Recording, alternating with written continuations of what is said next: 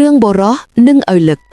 មានរឿងមួយដំណៅថាកាលពីព្រេងនេះមានបរោះម្នាក់វង្វេងនៅក្នុងព្រៃធំមួយគាត់រកផ្លូវត្រឡប់ទៅផ្ទះវិញមិនឃើញគាត់បានដើរពីព្រៃមួយទៅព្រៃមួយទៀតអស់រយៈពេលជាច្រើនថ្ងៃធ្វើឲ្យគាត់អស់កម្លាំងឃ្លាននិងយំសុំទឹកជាចុងក្រោយគាត់បានឆ្លងកាត់ចំការឪលឹកធំមួយគាត់សប្បាយចិត្តខ្លាំងណាស់ដោយគិតថាគាត់អាចគេចផុតពីសេចក្តីស្លាប់បានភ្លាមនោះគាត់បានរត់យ៉ាងលឿនចូលទៅក្នុងចំការហើយរើឪលឹកមួយមកបរិភោគភ្លាមនោះគាត់បានឃើញឪលឹកមួយទៀតធំជាង